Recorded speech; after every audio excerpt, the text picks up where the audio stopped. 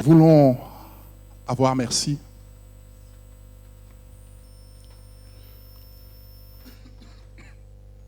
Nous voulons avoir un enseignement ce matin. Nous avons dit ce matin, ou du moins pour ceux qui étaient là la semaine dernière,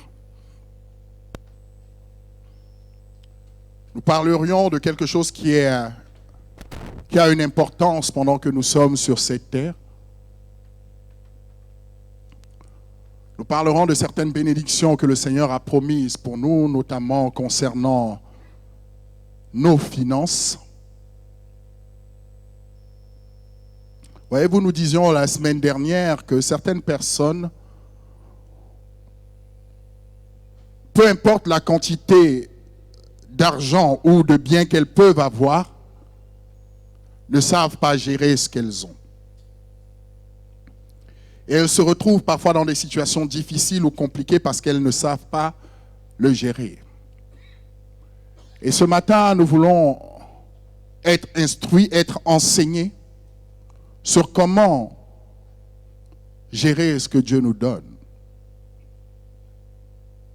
Vous savez, c'est un sujet qui est très, très abordé dans beaucoup d'assemblées, dans beaucoup d'églises, dans beaucoup d'endroits, pas simplement dans les églises, mais qui est parfois très, très mal abordé. Ce qui fait que lorsqu'on sort de là, nous n'avons pas l'enseignement nécessaire qui nous permettra de pouvoir mieux gérer ce que Dieu nous donne. Mais ce matin, nous voulons vraiment prendre le temps et être enseignés sur certains aspects qui sont importants et qui nous feront du bien pour notre avenir pendant que nous sommes sur terre, des choses que nous devons savoir. Amen. Vous avez déjà entendu des gens dire que les enfants de Dieu doivent être des personnes très, très aisées, très riches. Est-ce que vous avez déjà entendu cela? Vous êtes muet ou vous n'avez pas encore entendu cela? Est-ce que vous avez déjà entendu le fait qu'on dise qu'en tant qu'enfant de Dieu, on doit prospérer? Amen. Qui a déjà entendu cela? Qui lève simplement sa main. Amen. Qui est d'accord avec cela? Qui lève sa main aussi. Amen. Il y a quelques courageux. Amen. Gloire au Seigneur. Je vais d'emblée vous dire que ce n'est pas faux, la parole de Dieu le dit. La parole de Dieu le dit. Mais maintenant, je vais vous dire aussi quelque chose d'important. C'est que tout le monde ne peut pas être riche. Tout le monde ne peut pas être riche. Même à l'église. Tout le monde ne peut pas être riche. Et je vais poser la question maintenant. Est-ce que ce sont les chrétiens qui sont les plus riches du monde?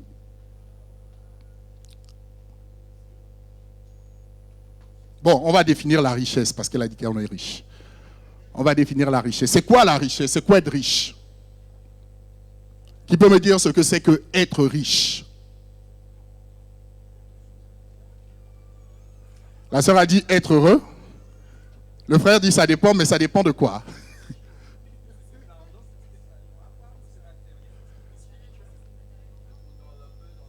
Spirituel et dans la paix, dans la joie. Bon. Si on devait définir simplement la richesse, on dirait la richesse c'est être dans l'abondance. C'est être dans l'abondance. Maintenant, il peut avoir différentes formes de richesse. Il peut avoir une richesse matérielle. Il peut avoir une richesse spirituelle. Il y a différentes formes de richesse. Mais ce qui est sûr lorsqu'on parle de richesse, c'est de dire qu'on est dans l'abondance.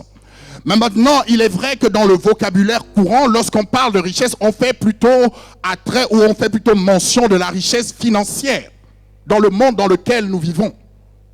On fait plutôt, comment je pourrais dire ça, on fait référence du moins à la richesse financière. Et voyez-vous, oui, le Seigneur a dit que nous serons bénis. Est-ce qu'on peut ouvrir nos Bibles dans le livre d'Éphésiens 1? Éphésiens 1, verset 3.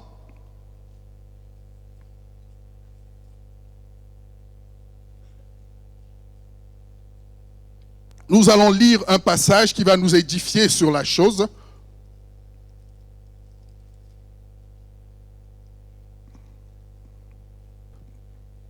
Éphésiens 1, verset 3. Que dit la parole ici? La parole dit: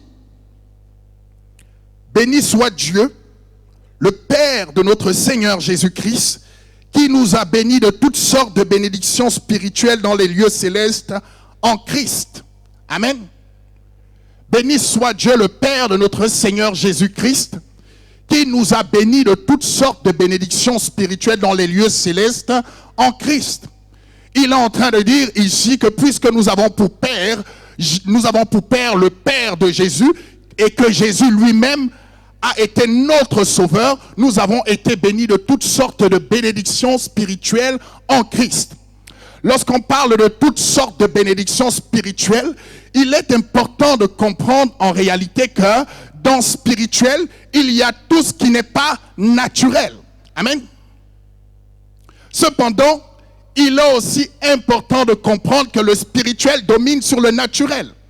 Il est aussi important de comprendre que le spirituel peut se transformer en naturel, peut se matérialiser dans le naturel afin que nous soyons bénis. Et le Seigneur dit: nous avons été bénis de toutes sortes de bénédictions spirituelles dans les lieux célestes en Christ. Amen. Ça veut dire quoi? Ça veut dire que lorsque tu acceptes Christ et que tu es en lui, en réalité, tu es déjà béni et tu as toutes les bénédictions. Pourquoi Jésus, on parle de Christ ici? Parce qu'au commencement, lorsque Dieu nous a bénis, nous n'étions pas bénis en Christ, mais nous n'avions pas encore commis de péché, donc nous n'avions pas besoin d'être réconciliés avec Dieu parce qu'il n'y avait pas de division entre nous et Dieu. Et lorsque Dieu nous a créés au commencement, il a prononcé certaines paroles. Amen. Il a dit certaines choses sur nous. Genèse 1.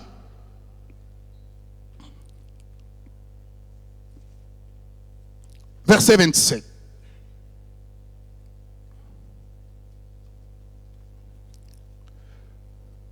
Genèse 1, verset 27, que nous dit la parole ici. Dieu créa l'homme à son image. Il le créa à l'image de Dieu. Il créa l'homme et la femme. Dieu les bénit et Dieu leur dit: soyez féconds, multipliez, remplissez la terre et la sujettissez, et dominez sur les poissons de la mer, sur les oiseaux du ciel et sur tout animal qui se meut sur la terre. Amen. Voyez, lorsque Dieu crée l'homme, il lui donne un certain nombre de prérogatives. Il lui dit: voilà ce que tu dois être. Il prononce des paroles de bénédiction. En d'autres termes, l'homme ayant entendu ces paroles de bénédiction sont en lui et il a la capacité de les matérialiser. Dès lors que nous péchons, en réalité nous nous éloignons de Dieu et le Seigneur dans son royaume envoie son Fils bien-aimé pour nous sauver et il nous réconcilie avec le Père, de sorte que les bénédictions qui avaient été promises dès le départ, que nous puissions y avoir accès. C'est pourquoi il est dit ici: vous êtes bénis de toutes sortes de bénédictions spirituelles en Christ. Ça veut dire quoi? Ça veut dire que dès lors qu'on se connecte à Christ, on est réconcilié avec ce que Dieu a dit au commencement. Amen. On est réconcilié avec ce que Dieu a dit au commencement. Et voyez-vous, cependant, on se rend bien compte, malgré que nous soyons réconciliés avec ce que Dieu a dit au commencement,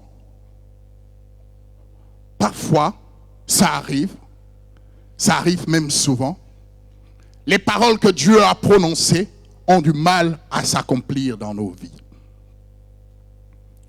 Et on va à l'assemblée, on peut entendre ces paroles à maintes et maintes reprises.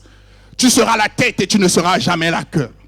Mais dans la réalité, quand on commence à analyser, on se rend très vite que parfois nous sommes la queue. Et non la tête. Pourquoi donc Dieu aurait-il menti? Est-ce que Dieu se serait-il trompé lorsqu'il a prononcé ces paroles? Non.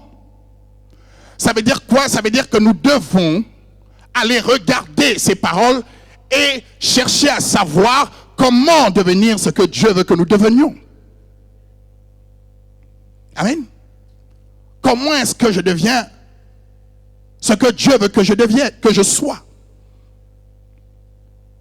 Vous voyez, parfois on dit souvent, pour parler de prospérité, certains endroits, on dit souvent qu'elles sont pauvres parce qu'elles ne servent pas Dieu. Souvent dans le milieu très très évangélique, je discutais avec quelqu'un une fois, il me disait, oui, il y a beaucoup de malheurs à Haïti parce que ils sont dans le vaudou, ils font beaucoup de choses, ils font des choses qui ne glorifient pas Dieu, ils sont dans l'ésotérisme, tout cela. Et il disait, c'est pour ça qu'ils sont bloqués en réalité. Et je me suis posé la question, est-ce que on est plus dans l'ésotérisme sur Haïti qu'en France? Voyez-vous? Est-ce que les gens sont plus méchants sur Haïti qu'en France? Et pareil aussi en Afrique, où parfois les gens sont dans des conditions de vie très difficiles. Cependant, l'Afrique a une particularité, c'est que s'il y avait un continent qui devait être le plus riche du monde, ça serait bien ce continent parce qu'il y a tout là-bas. Mais cependant, comment peut-on avoir toutes les richesses et cependant être pauvre quand même? Comment peut-on être assis sur un banc en or et mendier quand même? La question se pose. En réalité, ce n'est pas que là-bas, les gens sont plus méchants qu'ici. C'est parce que peut-être là-bas, il y a des choses que nous devons comprendre qui ne sont pas peut-être connues parce que nous n'avons pas pris le temps d'y réfléchir, qui poussent les gens à avoir certaines attitudes et certains comportements qui vont les garder dans un système de pauvreté. Voyez-vous, je disais à quelqu'un, parce que beaucoup d'enfants de Dieu pensent qu'il n'y a pas de sorciers, il n'y a pas de personnes qui sont dans l'ésotérisme en France ou ailleurs. La différence entre le sorcier ou, oui, du moins le sorcier haïtien, le sorcier africain, le sorcier occidental, le sorcier européen, c'est que le sorcier haïtien, le sorcier africain, lorsque tu le vois, il fait peur.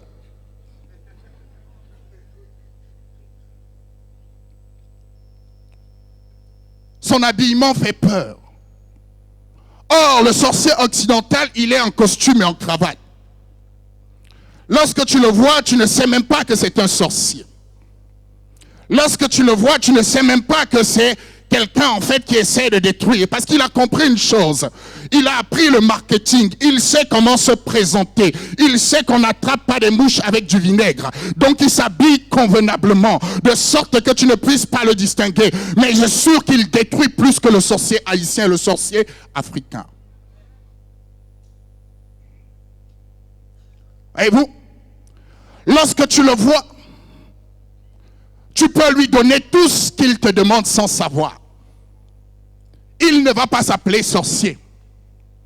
Il va parfois s'appeler philosophe. Amen. Il va parfois dire, je suis là pour favoriser les droits de l'homme. Il parle beaucoup des droits de l'homme. Et il met en place des lois qui sont contraires à celles de Dieu. Parce qu'il a compris une chose.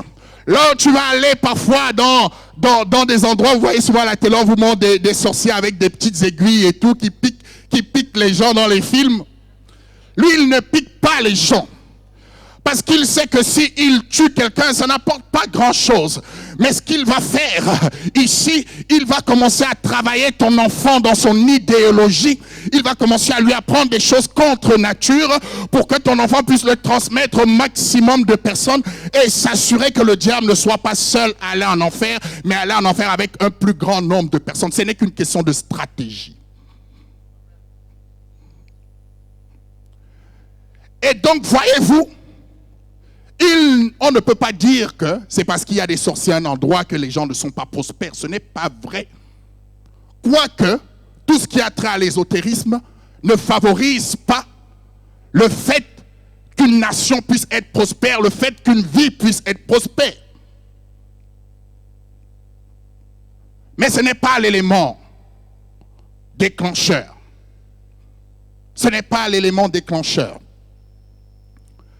La Bible nous dit, en parlant de la prospérité, il y a un homme, une fois, qui a fait une prière au Seigneur qui était très, très importante, qui m'a beaucoup touché. Ouvrons nos Bibles dans le livre de Proverbes 30.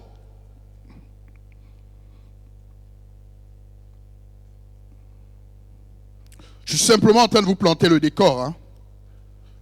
Proverbes 30.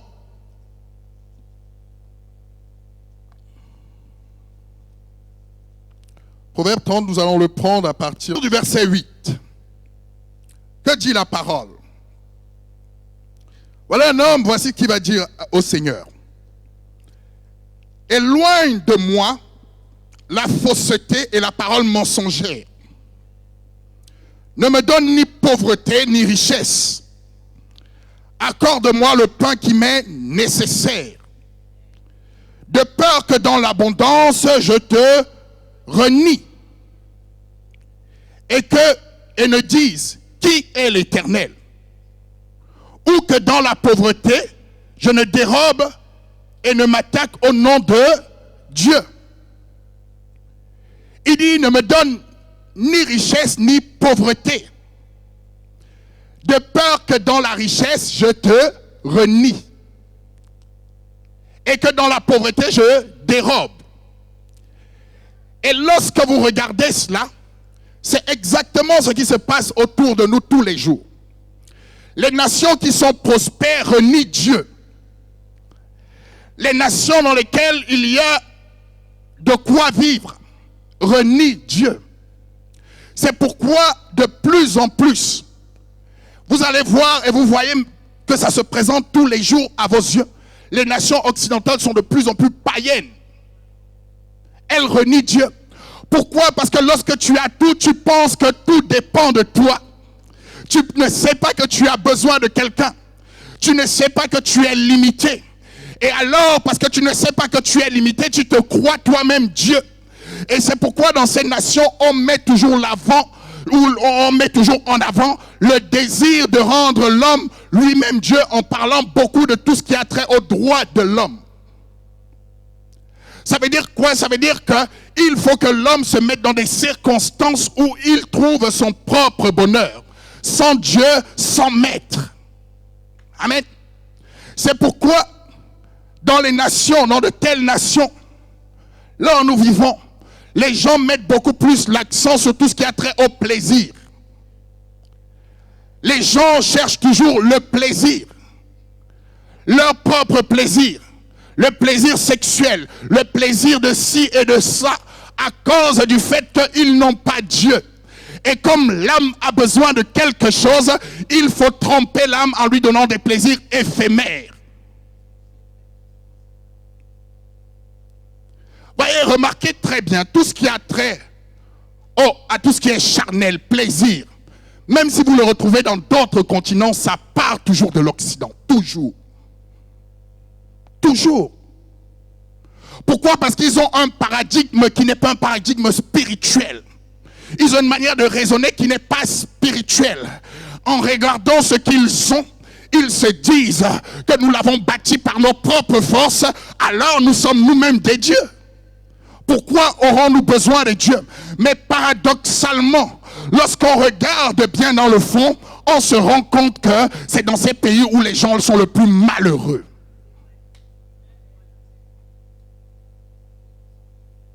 Il y a plus de suicides en Occident qu'ailleurs. Tu as de l'argent, tu as des voitures, tu as tout ce que tu veux, mais tu te suicides quand même. Il y a plus de détresse de personnes qui se sentent seules en Occident que partout ailleurs. à cause de l'âme. Le Seigneur a dit dans Matthieu 5, l'homme ne vivra pas de pain seulement, mais de toute parole qui vient de Dieu. Ça veut dire quoi? Ça veut dire qu'à l'intérieur de ton corps, à l'intérieur de ton être, il y a une âme. Et cette âme-là ne peut pas être nourrie simplement par les choses naturelles. Elle a besoin de l'Esprit de Dieu pour pouvoir être vivifiée. Et dès lors que tu n'as pas l'Esprit de Dieu, alors qu'est-ce que tu vas chercher à faire? C'est chercher du plaisir pour tromper ton âme. Bien qu'étant malheureux, tu vas essayer de tromper ton âme. Parce que tu peux faire ce que tu as envie de faire. Tu peux faire ce que tu crois être bon pour toi. Tant que tu n'as pas la parole de Dieu à l'intérieur de ton âme ne sera jamais en paix. Et pour essayer de la calmer, tu vas lui donner certaines choses. Mais tu te rendras toujours compte à la fin des fins que ça ne peut pas nourrir ton âme. Ça ne peut pas nourrir ton âme. C'est pourquoi faites très attention lorsque vous voyez de belles choses. Lorsque vous voyez de belles choses, faites très attention. Et le Seigneur continue en disant ici, du moins la prière du serviteur de Dieu, il dit, ou que dans la pauvreté, je ne dérobe et je ne m'attaque au nom de Dieu. Il y a aussi quelque chose qui est remarquable lorsqu'on va dans des endroits où les gens sont extrêmement pauvres. En réalité, ils ne vivent plus, mais ils essaient de survivre. Et lorsqu'on essaie de survivre, en réalité, on est capable de mettre à côté ces valeurs, non pas parce qu'on veut les mettre à côté, mais parce qu'on veut survivre. C'est pourquoi vous entendrez dans de tels pays, dans de tels endroits, les gens sont facilement corruptibles. Pas parce qu'ils ont envie d'être corrompus, mais parce qu'ils survivent. Non pas qu'ici il n'y a pas de corruption, partout il y a de l'argent, il y a de la corruption. Et vous comprendrez plus tard que les deux systèmes se nourrissent l'un et l'autre. Les riches profitent de leur état pour corrompre les pauvres, pour les mener en bateau. Et il dit ici, ne me donne pas la pauvreté de peur que je ne dérobe. Voyez, parfois, c'est malheureux à dire, vous voyez, vous allez parfois dans des pays pauvres. Vous voyez des jeunes filles, des jeunes garçons qui se prostituent, non pas parce qu'ils ont envie de se prostituer, mais parce qu'ils ont besoin de subsistance. Ce n'est pas qu'ils sont heureux d'être dans cet état. Mais lorsque vous remarquez bien, vous allez voir qu'en général, ce sont souvent des personnes qui quittent de ces pays pour aller utiliser des jeunes filles dans d'autres pays pauvres. Parce qu'eux, ils ont de l'argent. Et d'autres là-bas ont besoin d'argent. Et comme ils n'ont pas Dieu et ils ont de l'argent, alors ils vont corrompre ceux qui n'ont pas d'argent. Et ceux qui n'ont pas d'argent vont se mettre à avoir des attitudes qu'ils n'auraient pas aimé avoir. Mais parce qu'ils veulent survivre. Amen.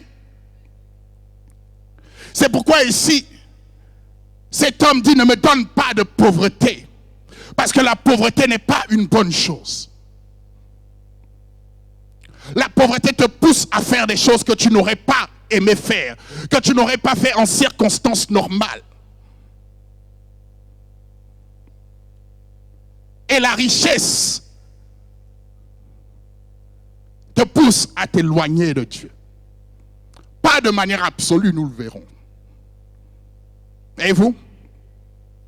Donc aujourd'hui, lorsque le Seigneur nous parle de ces choses-là, lorsque le Seigneur déclare sur nous des paroles de bénédiction, de quoi s'agit-il exactement? Ouvrons nos Bibles dans le livre Deutéronome 28, à partir du verset 1er, que dit le Seigneur? Si tu obéis à la voix de l'Éternel ton Dieu, en observant et en mettant en pratique tous ces commandements que je te prescris aujourd'hui, l'Éternel ton Dieu te donnera la supériorité sur toutes les nations de la terre. Voici toutes les bénédictions qui se répandront sur toi et qui seront ton partage lorsque tu obéiras à la voix de l'Éternel, ton Dieu. Tu seras béni dans la ville et tu seras béni dans les champs. Le fruit de tes entrailles, le fruit de ton sol, le fruit de tes troupeaux, les portées de ton gros et de ton menu bétail, toutes ces choses seront bénies. Ta corbeille et ta huche seront bénies. Tu seras béni à ton arrivée et tu seras béni à ton départ. L'Éternel te donnera la victoire sur tes ennemis qui s'élèveront contre toi. Ils sortiront contre toi par un seul chemin et ils s'enfuiront devant toi par 7 chemins. L'Éternel ordonnera à la bénédiction d'être avec toi dans tes greniers et dans toutes tes entreprises. Il te bénira dans tout le pays que l'Éternel ton Dieu te donne. Tu seras pour l'Éternel un peuple saint, comme il te l'a juré. Lorsque tu observeras les commandements de l'Éternel ton Dieu et que tu marcheras dans ses voies, tous les peuples verront que tu es appelé du nom de l'Éternel et ils te craindront. L'Éternel te comblera de bien en multipliant le fruit de tes entrailles, le fruit de tes troupeaux et le fruit de ton sol dans le pays que l'Éternel a juré à tes pères de te donner. L'Éternel t'ouvrira son trésor, le ciel, pour envoyer à ton pays la pluie en son temps et pour bénir tout le travail de tes mains. Tu prêteras à beaucoup de nations et tu n'emprunteras point. L'Éternel fera de toi la tête et non la queue. Tu seras toujours en haut et tu ne seras jamais en bas. Lorsque tu obéiras au commandement de l'Éternel ton Dieu que je te prescris aujourd'hui, lorsque tu les observeras et les mettras en pratique, et que tu ne te détourneras ni à droite ni à gauche de tous les commandements que je te donne aujourd'hui pour aller après d'autres dieux et pour les servir. Amen. Nous voyons ici de manière très très claire que le Seigneur prononce des bénédictions pour ceux qui marchent avec lui. Ceux qui sont avec lui. Dieu a déclaré un ensemble de choses qui feraient qu'il soit toujours dans, comment je pourrais dire ça, dans l'abondance en réalité. Mais comme je disais tantôt tout à l'heure, c'est que dans le constat, cela n'est pas. Pourquoi? Parce qu'en réalité, la pauvreté, c'est d'abord manquer de créativité.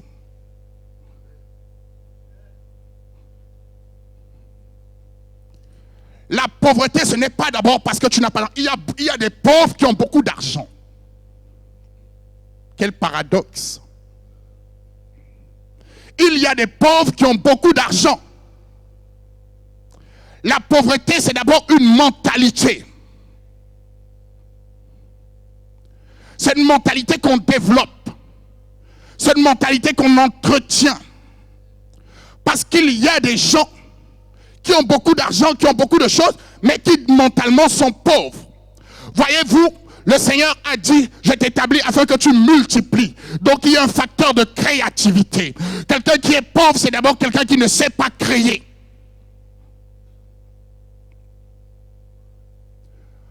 Vous savez comment les pauvres se comportent? Quand je parle de pauvre, ce n'est pas parce que tu n'as pas à manger que tu es pauvre.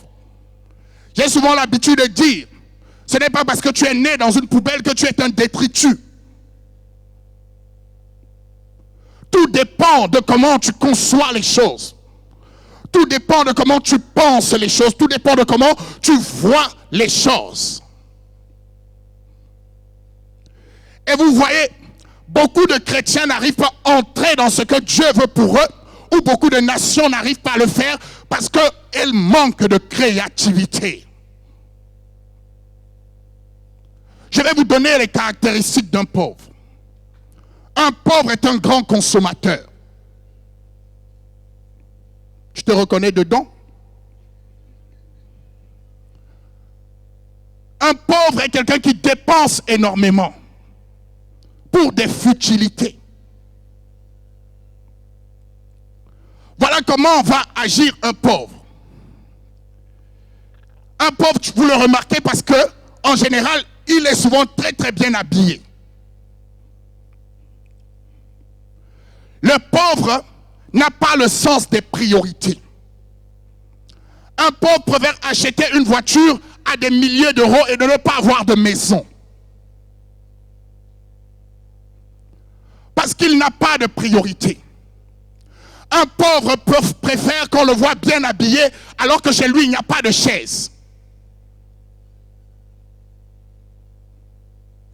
Parce que dans sa mentalité, il n'a pas le sens des priorités.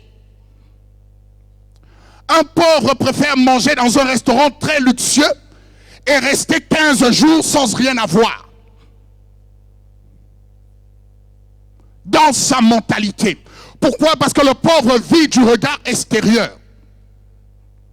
Il vit de ce que les gens pensent de lui. Il veut montrer qu'il a un certain niveau de vie alors qu'il ne l'a pas. Parce que mentalement, il pense que être riche, c'est faire comme les autres.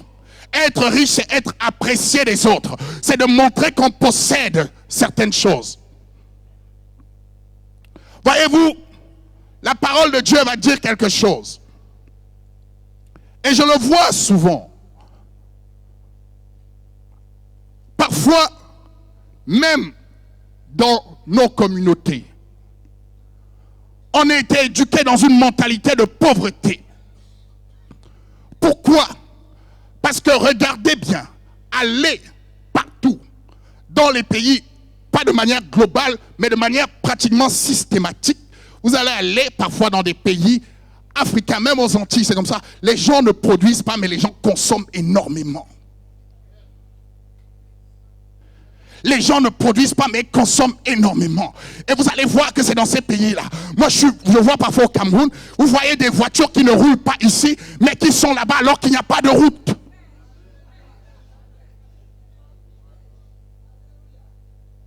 Les gens ont de très très belles voitures, mais il n'y a pas de route. Le sens des priorités.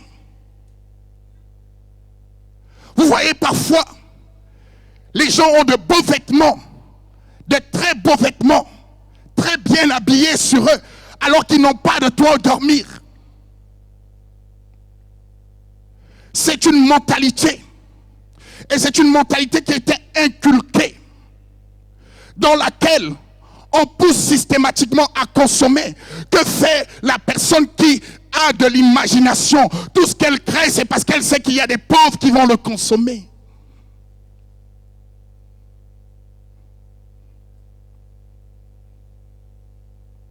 Donc la pauvreté est d'abord une question de mentalité. Celui qui produit est toujours au-dessus de celui qui consomme. Mais comment il arrive à tromper celui qui consomme en lui faisant penser que celui qui consomme a une grande valeur? Mais non, la Bible nous dit, lorsque vous lirez Hébreux 3, la Bible nous dit que celui qui crée une maison, qui construit une maison, qui bâtit une maison a plus de valeur que la maison. Celui qui a créé ta voiture a plus de valeur que toi. Parce qu'il a passé son temps à concevoir. Il s'est dit, je vais créer quelque chose. Je vais multiplier le talent que j'ai. Voyez-vous, le Seigneur a dit multiplier. Multiplier. Donc, ayez de la créativité. Voyez, il n'y a pas de saut métier. Il n'y a pas de métiers qui sont dévalorisants plus que d'autres. Mais simplement, ce que je trouve anormal, c'est que parfois, dans certains endroits, dans certaines communautés, notamment la nôtre, que les enfants fassent ce que les pères faisaient de père en fils. Papa travaille à la poste, je travaille à la poste. Pourquoi? Pourquoi quand on va dans les infirmeries, pourquoi on est obligé simplement de trouver des personnes qui sont d'origine antillaise? Pourquoi? Pourquoi quand on va faire le ménage, pourquoi on est obligé de trouver des personnes qui sont d'origine africaine? Pourquoi? Question de mentalité. Parce que naturellement, on s'est limité à un certain endroit. On s'est dit, nous on ne peut pas aller plus loin. Et de génération en génération, on reproduit les mêmes choses, de sorte que même pour manger, on est obligé d'aller chez les Asiatiques pour nous vendre notre nourriture. Mentalité. Question de mentalité. Et si ta mentalité n'est pas renouvelée, pour te dire, en réalité, les enfants doivent toujours être meilleurs que les parents. Si les parents se sont arrêtés à un niveau, les enfants doivent aller plus loin. Les enfants doivent aller toujours plus loin. Mais pour que les enfants aillent plus loin, il faut commencer à leur inculquer le désir d'aller plus loin. Il ne faut pas leur fixer de barrières. Il faut leur dire, tu es capable d'y aller, tu es capable de faire, parce que tu as le pouvoir créatif de Dieu en toi. Tu es capable de dépasser les barrières, parce que toute barrière est mise pour être dépassée.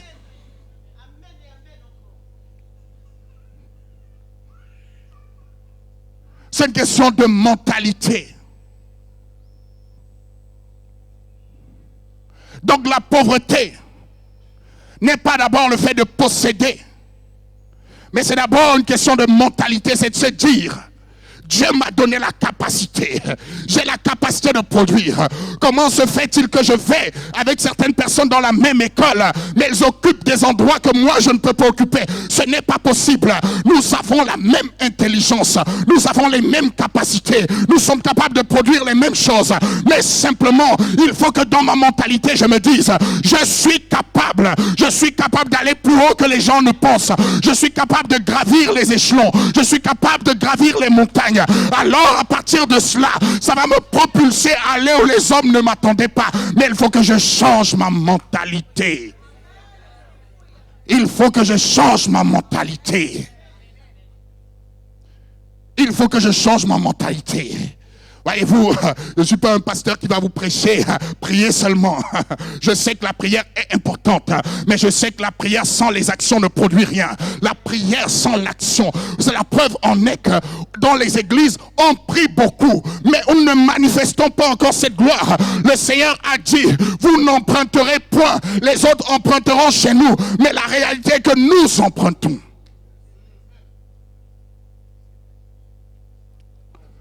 La réalité est que nous empruntons. Je vous ai dit, j'ai jamais vu un continent, surtout un pays comme, par exemple, en Afrique de l'Ouest, le Nigeria. Il y a des églises à chaque coin de rue. Tu traverses, tu vois une église. Tu vas à gauche, tu vois une église. Tu vas à droite, tu vois une église. Les gens prient toujours. Ils espèrent être riches, mais ils ne sont jamais riches parce qu'ils pensent que la prière suffit. Oui, la prière est importante, mais il faut aussi mettre en action sa mentalité. Il faut dire, maintenant je commence à prospérer. Pourquoi Dieu dit, c'est lorsque tu auras des greniers, lorsque tu planteras. Si tu ne plantes pas, tu ne peux pas produire. Tu ne peux pas produire. Que nous dit la parole? Allons ouvrir nos Bibles dans le livre de Proverbes 20. Proverbes 20, verset 4.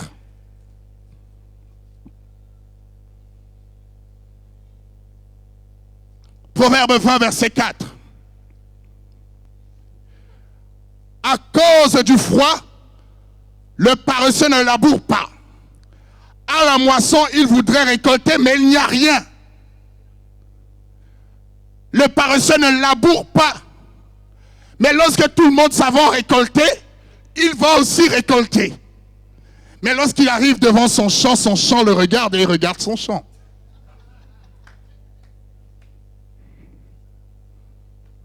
Comment veux-tu récolter quelque chose que tu n'as pas planté?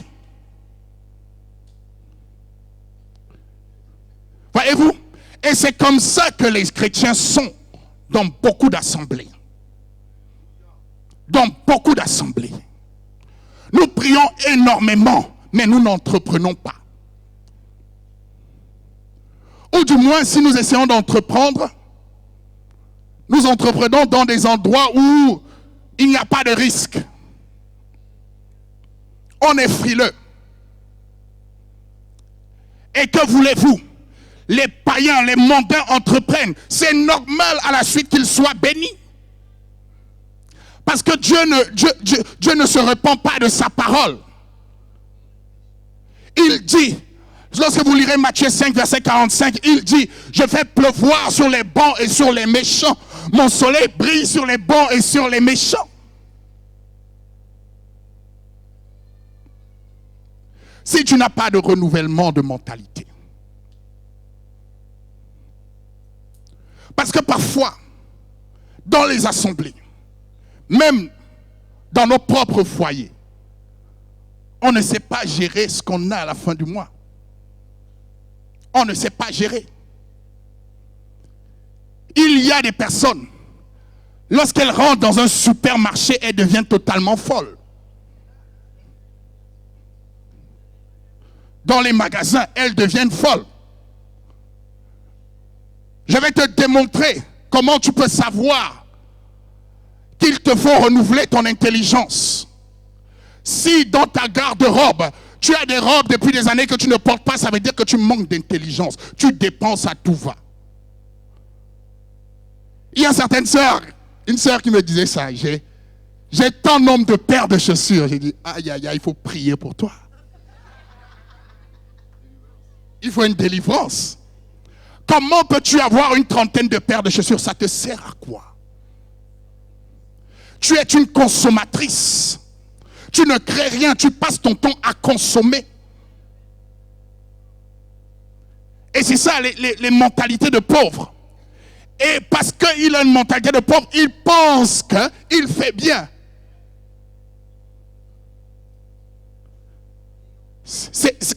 De telles personnes, lorsque vous discutez avec elles, vous savez les distinguer très vite. Moi, j'ai ça, j'ai ça, j'ai ça, j'ai ça, j'ai ça. C'est une mentalité. Or, celui qui a une vision, la Bible nous enseigne, Proverbe 13 au verset 22, l'homme de bien laisse un héritage aux enfants de ses enfants. Ça veut dire quoi? Ça veut dire qu'il prépare, il se dit je suis sur cette terre pour un temps. Il réfléchit, comment est-ce qu'il va construire son avenir? Comment il va faire pour vivre demain? Il ne vit pas que au jour le jour. Il ne vit pas qu'au jour le jour. Les crédits à la consommation des chrétiens. Je suis allé chez le frère, il a un écran plat. Comment se fait-il que moi, je n'ai pas d'écran plat?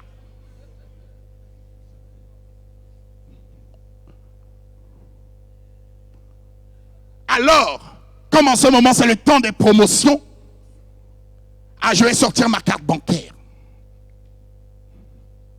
Est-ce que pour toi, c'est plus important d'avoir un écran plat? Certaines personnes, elles ont un écran à tube cathodique, vous voyez les écrans à l'ancienne. Mais comme tout le monde est passé au plat, il veut avoir le plat. C'est quoi l'objectif d'un écran? C'est de projeter des images, c'est tout. Si tu as des images et que ton frère a des images, peu importe son écran, on donne la même information, vous aurez la même information. Mais toi, parce qu'il faut que tu sois au niveau de l'autre, tu essaies de l'imiter. Ça veut dire que tu manques d'intelligence. Tu veux vivre d'après lui, alors que tu n'as pas encore la capacité de vivre d'après lui. Tu dois vivre d'après une vision que Dieu t'a donnée. Dieu a mise à ton esprit. Il faut que le jour où tu partes sur cette terre, que tu puisses dire, j'ai accompli ma part. Je ne suis pas venu sur la terre pour suivre les autres, mais j'ai marqué de ma présence. Partout où j'ai été, j'ai marqué de ma différence par mon action. Je vous ai toujours dit, si partout où vous allez, vous êtes comme tout le monde, vous n'êtes personne. Vous ressemblez à tout le monde. Vous parlez comme tout le monde. Vous faites comme tout le monde. Vous habillez comme tout le monde. Vous achetez les mêmes choses que tout le monde. Dès que l'iPhone sort, vous achetez. Parce qu'il faut être comme tout le monde. Mais vous oubliez que ces gens-là, qui le préparent pour vous, ils le fabriquent à vil prix. Ils utilisent des petits Asiatiques en Chine qui le fabriquent à vil prix. Et lorsqu'ils arrivent, ils vous les vendent des millions et vous êtes heureux de l'avoir parce que vous ne réfléchissez pas sur les choses.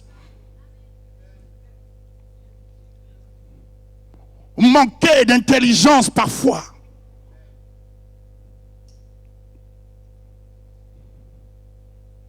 Le Seigneur dit, vous n'emprunterez point. Vos greniers seront bénis, mais vous n'avez pas de grenier. Imaginons que Dieu veuille vous bénir. Dans quel grenier il va mettre? Parce que vous n'avez pas passé de temps à construire un grenier, donc Dieu ne peut pas bénir. Voyez-vous? Ce n'est pas la vitesse avec laquelle on court qui est important. C'est le fait d'arriver à l'objectif qu'on s'est fixé qui est important. Voyez-vous? C'est ce qui est le plus important. Donc la première chose que tu dois savoir, ce n'est pas parce qu'aujourd'hui, tu as un travail qui ne te correspond pas que tu dois t'arrêter à là. Que tu dois te dire, je ne peux pas aller plus loin. Ce n'est pas parce que les autres, en apparence, ont plus que toi qu'ils sont meilleurs que toi.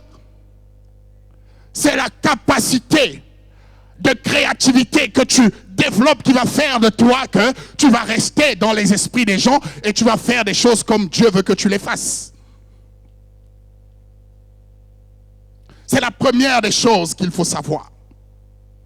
La pauvreté n'est pas d'abord matérielle. Elle se passe d'abord dans l'esprit, dans la façon de voir les choses, dans la manière dont on s'organise à l'intérieur de son esprit. C'est ça la première des pauvretés. Ce n'est pas en vain que le Seigneur nous dit, si tu obéis à ses paroles, alors je te bénirai. L'obéissance consiste en mettre en action ce que Dieu a demandé. Dieu t'a créé comme un facteur de multiplication. Dieu t'a créé avec de la créativité, mais tu as enfermé ta créativité dans ta manière de faire. Aujourd'hui, ce que les parents enseignent aux enfants, va à l'école, oui, une fois que tu es allé à l'école, va trouver un travail chez un patron. Mais on ne lui dit jamais, tu as la capacité de créer, tu as la capacité de faire autre chose, tu as la capacité d'aller plus loin que ce que tu vois autour de toi. Donc l'enfant grandit dans ce cocon-là, dans ce couloir, il est enfermé et après sa vie devient comme tout le monde, métro, boulot, dodo.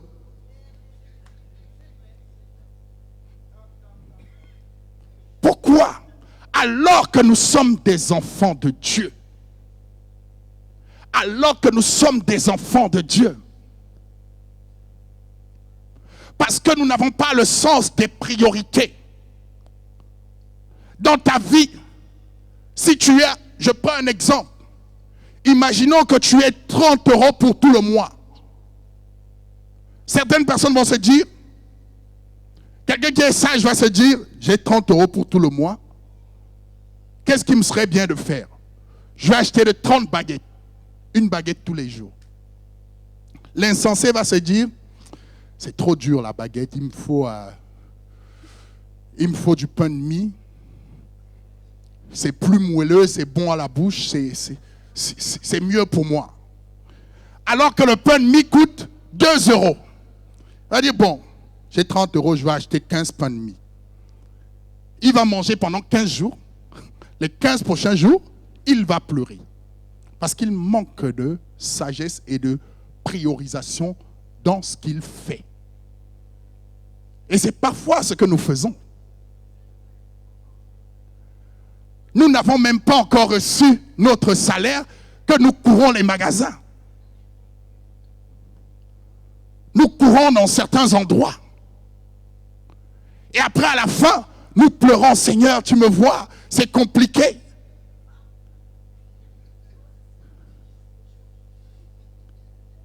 Le Seigneur te voit, mais il veut t'apprendre des leçons. C'est pourquoi parfois, certains chrétiens qui viennent vous dire, la vie est difficile, financièrement c'est difficile, il faut d'abord les faire asseoir et voir comment ils utilisent ce que Dieu leur donne. Parce que si vous essayez de les aider systématiquement, en réalité vous les enfoncez et vous ne leur apprenez rien.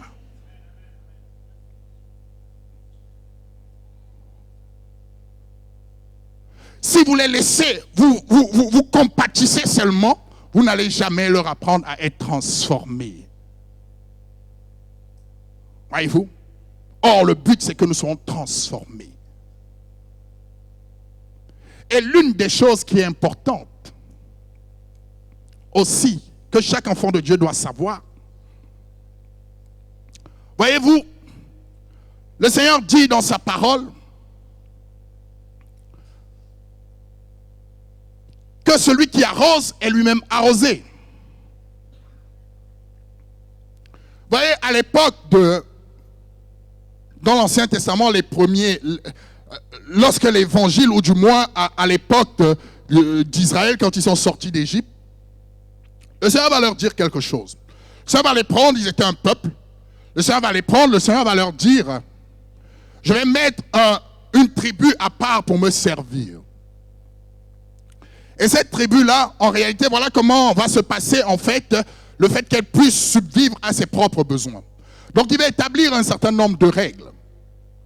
Et il va dire, vous prendrez 10% de ce que vous avez, vous le mettrez à part pour les veuves, pour les indigents, pour les Lévites en l'occurrence, eux-mêmes qui prendront 10% et qui le donneront aussi aux sacrificateurs, quelque chose comme ça. Pourquoi? Il faut savoir que toute organisation sans moyens ne peut pas vivre. Le Seigneur a dit quoi? Matthieu 22, verset 21.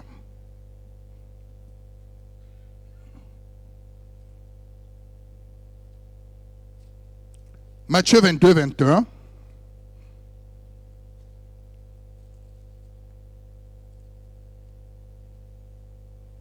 Voici ce que le Seigneur va dire dans Matthieu 22, verset 21. On va lui présenter une pièce d'argent. Il va poser la question, à partir du verset 20, je vais le prendre plus tôt. Il leur demanda, de qui sont cette effigie et cette inscription? De César, lui répondirent-ils. Alors il leur dit, rendez donc à César ce qui est à César et à Dieu ce qui est à Dieu. Amen. On va vouloir le piéger, il va dire, rendez à César ce qui est à César et à Dieu ce qui est à Dieu. Il est en train de dire ici, vous êtes dans le monde de César. Vous êtes dans le monde de César. Vous êtes enfant de Dieu. Vous devez quand même payer vos impôts. Voyez-vous? Parce que certains disent parfois, seul Dieu est mon maître, seul Dieu est mon chef. Si tu es dans le monde de César, tu dois payer l'impôt à César. En l'occurrence, tu es en France, tu dois payer tes impôts en France. Ne crois pas que c'est Jésus qui va payer tes impôts.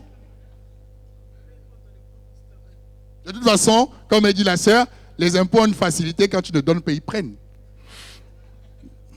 Ils prennent. Voyez-vous, c'est pour nous faire comprendre que nous avons des responsabilités dans le monde naturel et nous avons des responsabilités d'ordre spirituel aussi. C'est pourquoi il dit, donne à César ce qui appartient à César et à Dieu ce qui appartient à Dieu. Voyez-vous? Donne à César ce qui appartient à César et à Dieu ce qui appartient à César. Dans le monde de César, c'est le matériel. C'est tout ce qui est matériel. Et c'est pourquoi je disais tout à l'heure, aucune organisation dans le monde matériel ne peut vivre sans finance. Tu peux faire une expérience personnelle. Je ne te conseille pas de le faire, mais si tu es entêté, tu peux le faire.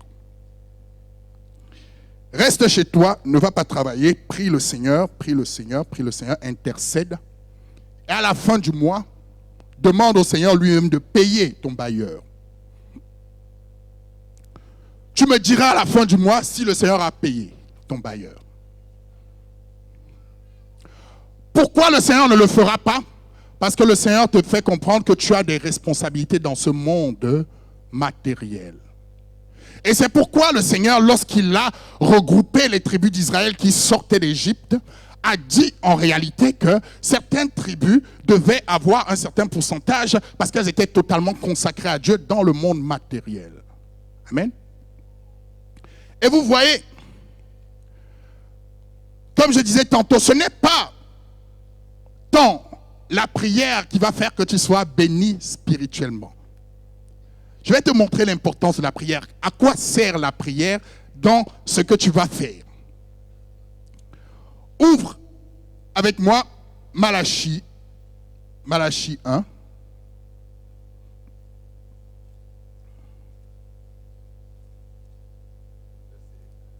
Malachie 1, je vais le prendre à partir du verset 6. La Bible nous dit ceci. Un fils honore son père et un serviteur son maître.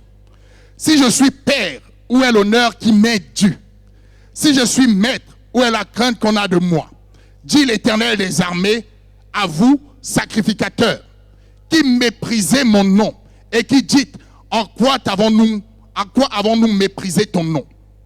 Vous offrez sur mon autel des aliments impurs. Et vous dites, en quoi avons-nous profané? C'est en disant, la table de l'Éternel est méprisable. Quand vous offrez en sacrifice une bête aveugle, n'est-ce pas mal? Quand vous en offrez une boiteuse ou une infirme, n'est-ce pas mal? Offre-la donc à ton gouverneur. Te recevra-t-il bien? Te fera-t-il bon accueil? Dit l'Éternel des armées. Ici, Dieu n'est pas en train de leur reprocher parce qu'ils ne donnaient pas. Comprenons bien. Dieu n'est pas en train de leur dire, vous ne donnez pas. Parce que Dieu avait dit, les 10%, vous me les donnez. 10%, ça veut dire 1/10 de ce que tu possèdes. Mais qu'est-ce qu'ils faisaient? Imaginons qu'ils aient un troupeau, le Seigneur leur reproche. Dans ce troupeau, il y a 10 bêtes. Ce qu'ils faisaient, c'est qu'ils prenaient la plus mince, celle qui était mal en point, pour l'offrir à Dieu. Qu'est-ce que Dieu est en train de nous faire comprendre ici? Il est en train de nous faire comprendre ici, la manière dont on donne est importante. Voyez-vous? Certaines personnes, parfois même dans l'église, c'est pour ça que parfois elles ne peuvent pas prospérer financièrement, déjà par le fait qu'elles ne sont pas créatives, certaines ne travaillent pas, refusent de travailler du moins, sont des facteurs importants, et aussi par le fait que même lorsqu'il s'agit de venir donner, parce qu'en réalité, lorsque nous disons de donner à Dieu, ce n'est pas à Dieu réellement que nous donnons, parce qu'il va dire dans le psaume 50, toute la terre m'appartient, tout ce qui s'y trouve m'appartient. À partir du verset 11, il va dire, est-ce que je mange la chair des animaux? Est-ce que je bois le sang des boucs? Il va le dire, pour nous dire en réalité qu'il n'a pas besoin de toutes ces choses, c'est lui qui a créé toutes choses. Mais comme il faut que son œuvre avance, il faut quand même la soutenir, parce que dans son esprit, plus nous allons la soutenir, plus il va attirer des personnes, plus nous aurons crainte de lui, plus nous saurons que sa finalité c'est d'attirer des hommes, plus nous allons participer à ce que sa finalité puisse s'accomplir. Et du coup, il regarde la manière avec laquelle nous donnons. Voyez-vous, lorsque tu reçois ce que Dieu te donne par le travail, il y a aussi la manière dont tu présentes ce que tu vas apporter à Dieu. Si tu viens ici, et on dit les offrandes, tu te rappelles bizarrement que oui, il faut donner une offrande. Tu prends n'importe quoi dans ton sac et tu le donnes, peu importe le montant. C'est pas ce que je suis en train de dire. Comprenons-nous bien. Mais si tu n'as pas pris le temps de dire, Seigneur, voici ce qui vient de mon cœur, voici ce que je te donne, c'est une offrande, je la prépare chez moi, je prends le temps, je prie, je demande au Seigneur, au Père quelque chose, alors tu lui donneras avec négligence.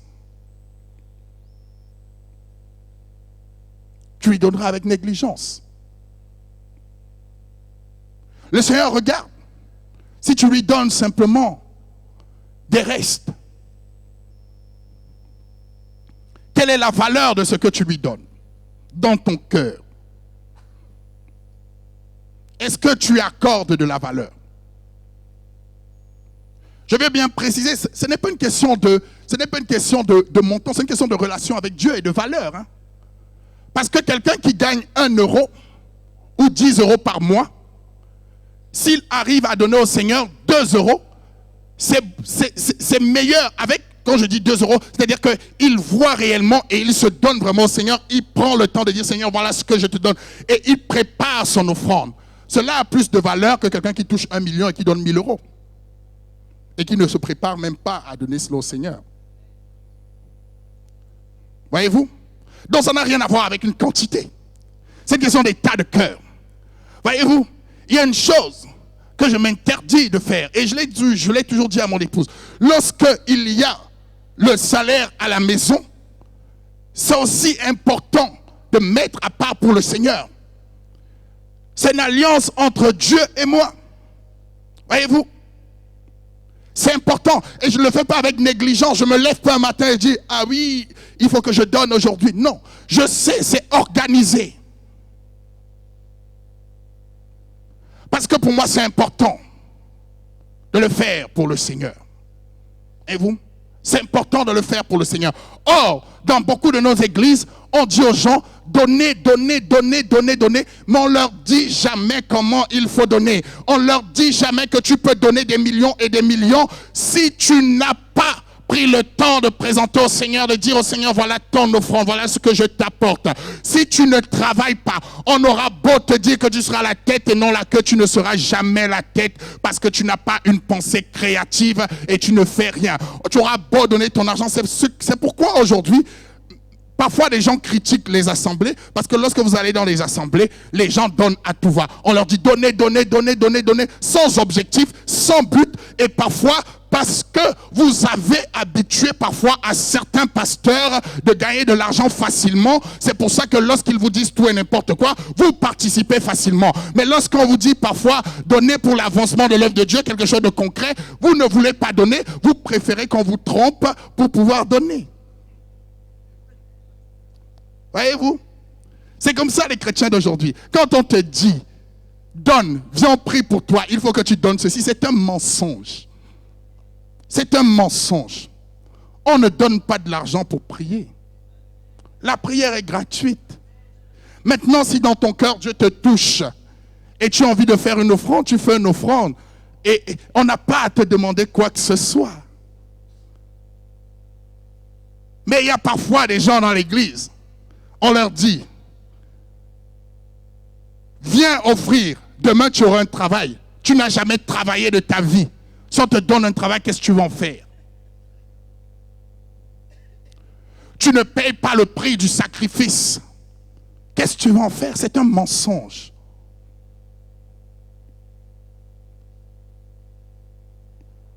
Et le Seigneur va dire, maintenant je vais te dire à quoi sert le fait que tu puisses donner à l'œuvre de Dieu et la manière avec laquelle tu dois donner. Le Seigneur va dire dans Malachie 3, Malachie 3, verset 10, apportez à la maison du trésor toutes les dîmes, afin qu'il y ait de la nourriture dans ma maison. Mettez-moi de la sorte à l'épreuve, dit l'Éternel des armées, et vous verrez si je n'ouvre pas pour vous les écluses des cieux, si je ne répands pas sur vous la bénédiction en abondance.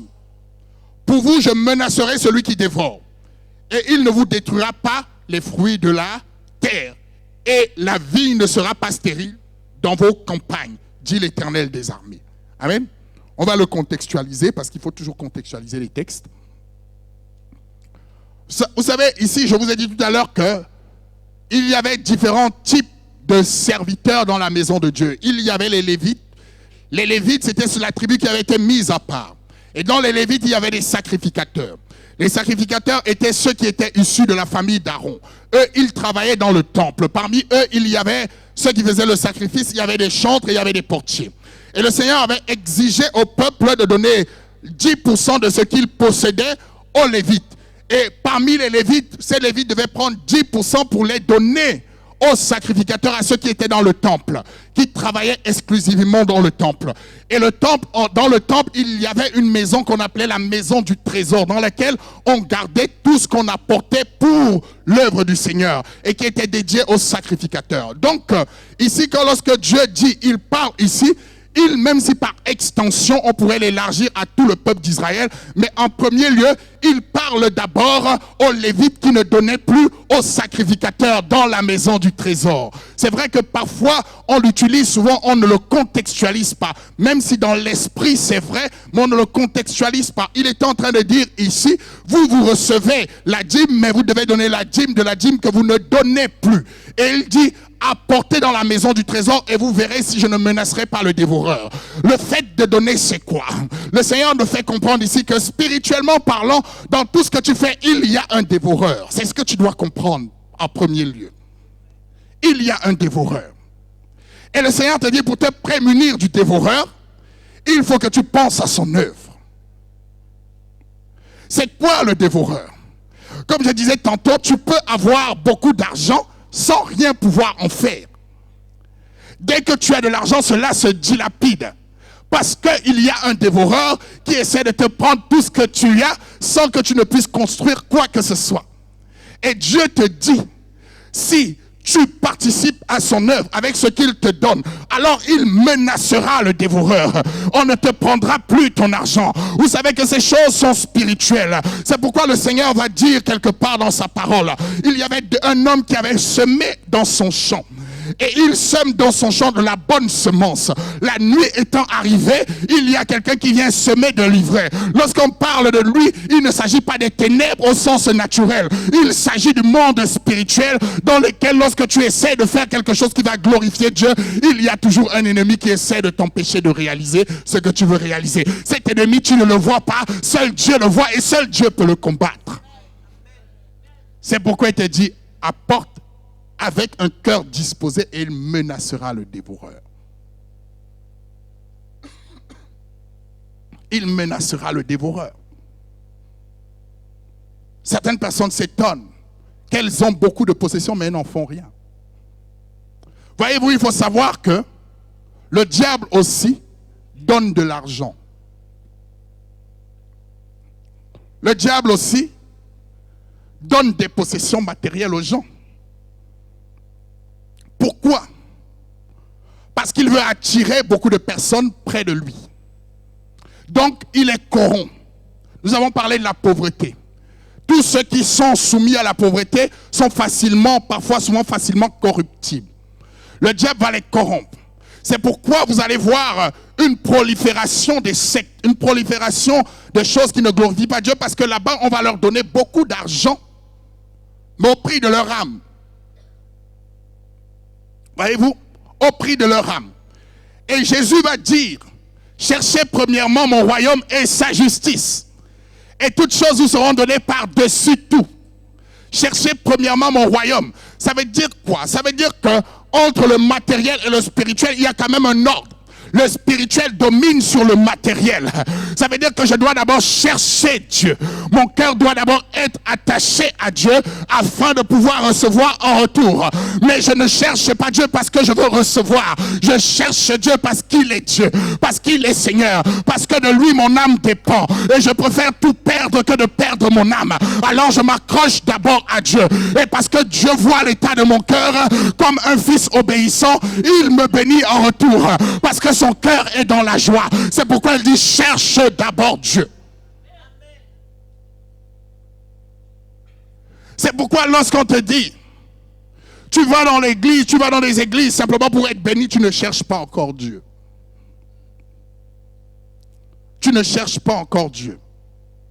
Commence d'abord par chercher Dieu. Vous savez que dans nos églises, beaucoup de pasteurs perdent leur ministère. Beaucoup de pasteurs, beaucoup de personnes perdent leur appel parce qu'elles sont passionnées, elles aiment l'argent. Elles se corrompent parce qu'elles aiment l'argent. Elles aiment avoir de l'argent. Elles se corrompent. Elles s'éloignent de la parole de Dieu. Elles font tout pour posséder de l'argent et toujours en posséder. Et le diable les corrompt. Voyez-vous, le diable est un tentateur. Le diable vient devant Jésus lorsqu'il a fini de jeûner. Il lui dit, je te présente toutes les nations du monde.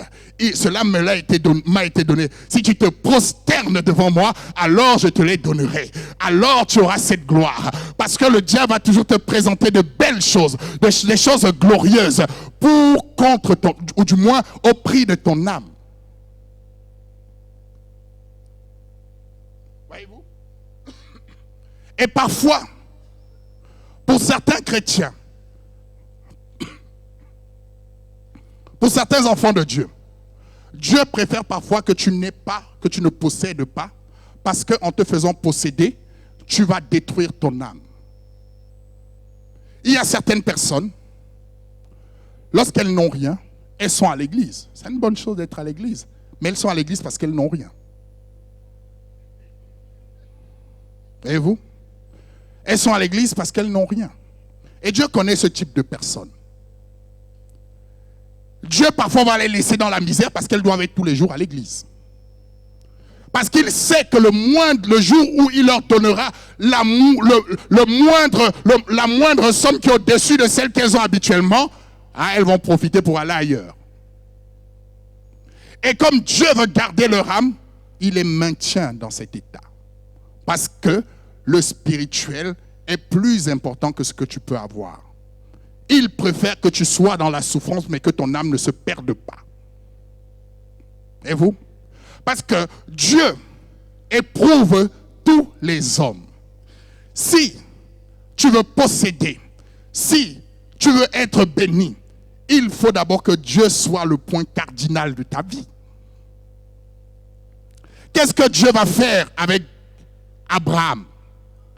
Si vous lisez Genèse 22, le Seigneur va lui dire, sacrifie-moi ton fils, pour voir jusqu'où il pouvait aller avec lui. Abraham, la Bible nous dit qu'il était béni, il avait beaucoup de richesses, il avait beaucoup de choses. Mais le Seigneur lui dit, sacrifie-moi ton fils, parce que le Seigneur testait. Il voulait voir quel est l'état de son cœur. Au verset 12, il va lui dire, maintenant que tu l'as fait, je sais que tu crains l'Éternel. Je sais que tu crains mon nom. Si quelqu'un est capable de vous sacrifier son fils, en réalité, il ne pourra jamais vous trahir. Mais beaucoup d'entre nous voulons être bénis, avoir beaucoup de choses, mais nous ne sommes pas capables d'être réellement ancrés en Dieu. Dès qu'on a prié le Seigneur pour avoir une voiture, pour avoir une belle maison, le dimanche devient un prétexte de nettoyage de la voiture. Voyez-vous? Parce que Dieu n'est pas le point cardinal. Nous cherchons Dieu par rapport à certaines choses. Dès lors que nous avons une certaine aisance spirituellement, on commence à fermer les yeux. Et le Seigneur va dire quoi? Lorsque vous lirez également Genèse 32, à partir du verset 26, la Bible nous dit que Jacob était béni. Jacob était chez son oncle, il était béni énormément. Il faisait en sorte que même la bénédiction que Dieu lui avait donnée s'étendait dans la maison de son oncle. Il était énormément béni. Il va arriver à un moment donné, à un endroit, parce qu'il était pourchassé. Il va rencontrer Dieu, la Bible nous dit. La Bible nous dit qu'il va lutter avec Dieu. Lorsqu'on dit lutter, c'est exagéré. Mais on va nous comprendre qu'il voulait recevoir quelque chose de Dieu. Et il va dire à Dieu, je ne te laisserai point aller que tu ne m'aies béni. Comment un homme avec des richesses matérielles peut demander au Seigneur, je ne te laisserai point aller que tu ne m'aies béni? Ça veut dire qu'il y a une bénédiction qui est au-dessus de toutes les bénédictions. C'est la bénédiction qu'est Dieu lui-même. Donc dès que Dieu est dans ta vie, en réalité tu as la bénédiction au-dessus de toutes les bénédictions. C'est pourquoi il faut chercher Dieu. Et si tu cherches Dieu d'après ses préceptes et que tu es sage dans ta manière de marcher et que tu manifestes cette envie de mettre en exercice les facultés que Dieu t'a données, alors tu prospéreras. Mais sache que Dieu te testera dans ta prospérité. Dieu verra si tu es pour lui ou tu es pour simplement le matériel. Mais si tu es profondément attaché à Dieu, il n'y a pas de raison. Le matériel, tu l'auras. Mais le Seigneur te dit, l'ordre, c'est d'abord le chercher. Parce qu'une fois que tu l'as, en réalité, tout découle de lui. Voyez-vous? C'est ce que le Seigneur veut nous enseigner ce matin. Le Seigneur veut te dire ce matin, peu importe ce que tu as, tu es capable de vivre avec. Le Seigneur veut que tu comprennes ce matin que la richesse, ce n'est pas posséder énormément de choses. La richesse, elle est d'abord en toi. C'est la capacité de dire, Seigneur, tu as investi en moi, tu m'as demandé de multiplier. Donne-moi des idées pour que je puisse multiplier, pour que je puisse m'étendre. Et surtout, que je ne te renie jamais. Amen. Donc, même dans les foyers, lorsque vous recevez votre salaire, asseyez-vous, prévoyez comment le mois va se dérouler. Voyez-vous? Vous vous asseyez, vous faites un bilan. On va acheter ça, on va faire ça, on va faire ça. Voici ce qui est important. Si vous ne le faites pas, les choses qui ne sont pas importantes prendront la place de celles qui sont importantes. Avant de construire une maison, la Bible nous dit-elle, il faut qu'on s'assied et qu'on réfléchisse. Si tu n'as pas de plan de vie et tu penses vivre au jour le jour, la pauvreté te surprendra. Parce qu'il y a un dévoreur autour de toi. Il y a un dévoreur qui cherche, qui rôde autour de toi pour te voler ce que Dieu te donne. Mais sache qu'on ne construit pas simplement par la prière. La prière va te protéger, elle va te préserver. La prière va t'accorder une grâce. La prière va faire en sorte que si ton voisin et toi plantés sur le même terrain, ta production sera meilleure que celle de ton voisin parce que tu as la grâce de Dieu. Mais si tu ne plantes rien, ton voisin moissonnera et tu ne moissonneras pas. On ne construit pas une nation, on ne construit pas une vie simplement avec la prière. On construit en mettant en pratique ce que Dieu a mis dans notre esprit, en développant notre esprit de créativité. Amen. Que Dieu soit béni. Amen. Est-ce que le Seigneur nous a fait du bien ce matin? Amen. Est-ce que nous pouvons acclamer le Seigneur et le remercier pour